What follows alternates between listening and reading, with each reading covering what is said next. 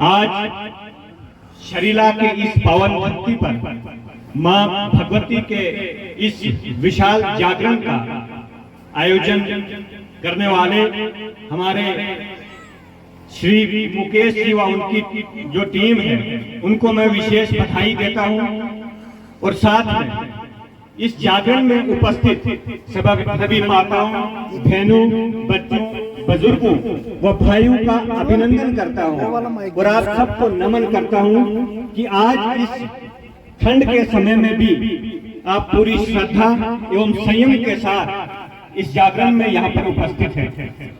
ये इस बात का प्रमाण है कि आप सब में किस प्रकार भक्ति का भाव है, आपके अंदर माता के प्रति कितनी श्रद्धा है और अपने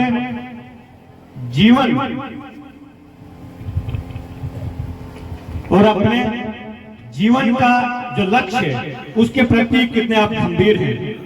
साथियों, मेरे से पहले सभी वक्ताओं तथा हमारे जो गायक थे जिन्होंने भजन गाया, सबने हम सबको यही बताया कि हमें अपने धर्म के प्रति जागरूक होना है, हमें अपने कर्तव्यों के प्रति जागरूक होना है और समाज में हमारी क्या भूमिका है उसके प्रति हमें जागरूक होना है।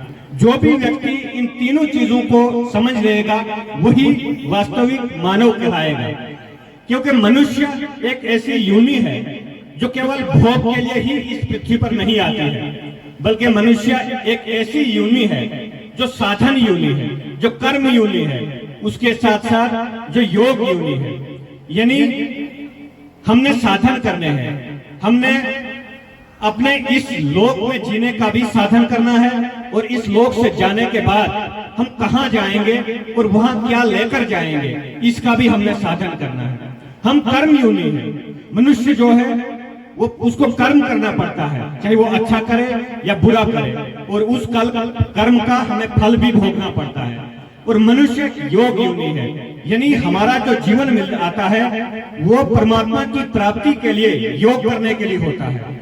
ये जो चीजें हैं ये हमारे सनातन धर्म की संस्कृति है, हमारे सनातन धर्म की मूल्य है, और इन चीजों को समझना और इनका अध्ययन करना हम सबका कर्तव्य ही नहीं बल्कि मानव धर्म है।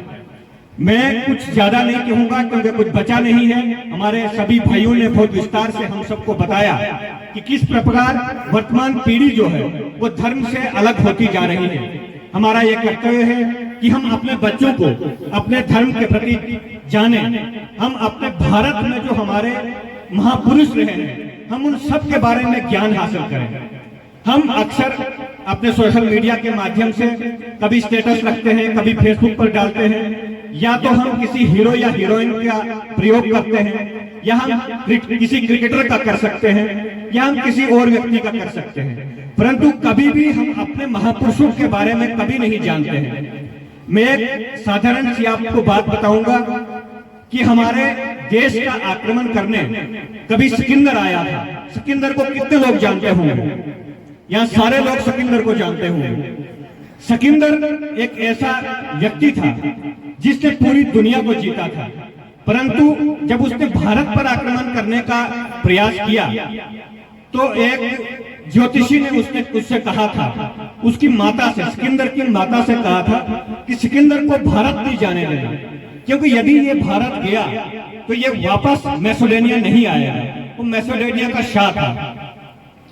अब सिकंदर ने पूरी दुनिया को जीता परंतु भारत को नहीं जीता पाया। अब सिकंदर को तो हम सब लोग जानते हैं, परंतु वो कौन सा राजा था जिसने सिकंदर को भारत से वापस भेजा? उस राजा का नाम कितने लोग जानते होंगे?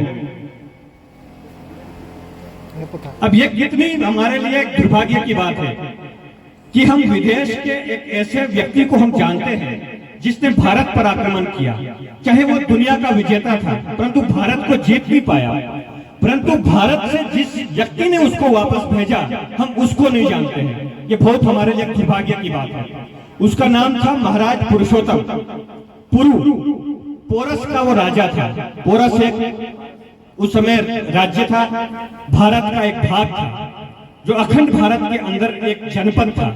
बहुत शक्तिशाली राजा था पोरस, उसका ही नाम पुरुषोत्तम था। और महाराज पुरुषोत्तम ने ही सिकंदर को वापस भेजा था। तो हम सब इसी बात से अपने आप को हम एक सोच सकते हैं कि हमें अपने देश के प्रति कितना ज्ञान है, अपने धर्म के प्रति कितना ज्ञान है और अपनी संस्कृति के प्रति कितना ज्ञान है। मेरा अपने जो हमारे यहाँ पर कई अध्यापक गण भी उपस्थित है, मेरा उनसे भी आग्रह है कि स्कूल में बच्चों को अपने राष्ट्र के इतिहास के बारे में जाने, अपने धर्म के बारे में हमें ज्ञान होना चाहिए। क्या भगवान श्री राम के जीवन से कुछ ज्यादा किसी और का जीवन है जिससे हम मार्गदर्शन ले सकते हैं? भगवान श्री राम एक ऐसे महापुरुष हैं, हमारे भगवान हैं, हमारे आदर्श हैं, भारत की आत्मा है, हमारे मार्गदर्शन है। जीवन में ऐसी कोई घटना नहीं जो भगवान श्री राम के जीवन में ना घटी हो। यदि हम भगवान श्री राम के जीवन को देखें तो उसी में एक आदर्श पुत्र का हमें उदाहरण मिल सकता है। भगवान श्री राम के जीवन में हमें एक आदर्श पिता का मार्गदर्शन मिल सकता है, हमें एक आदर्श पति का मार्गदर्शन मिल सकता है, हमें एक आदर्श पत्नी का मार्गदर्शन मिल सकता है, हमें एक आदर्श राजा का मार्गदर्शन मिल सकता है और हमें एक आदर्श आम मनुष्य का मिल सकता है और हमें एक आदर्श सन्यासी का मार्गदर्शन मिल सकता है। भगवान श्री राम के जीवन में प्रत्येक घटना घटी है जो एक साधारण या श्रेष्ठ पुरुष के जीवन में घटती है। इसलिए हमें अपने बच्चों को, खासकर हमारी जो माताएं बहनें हैं, उनसे भी मेरा आग्रह है कि हमें अपने बच्चों को अपने YouTube के माध्यम से, अपने Facebook के माध्यम से, Instagram के माध्यम से इन चीजों का ज्ञान अपने बच्चों को देना चाहिए। तभी जाकर हम आने वाले समय जो है उसको सुधार सकते हैं।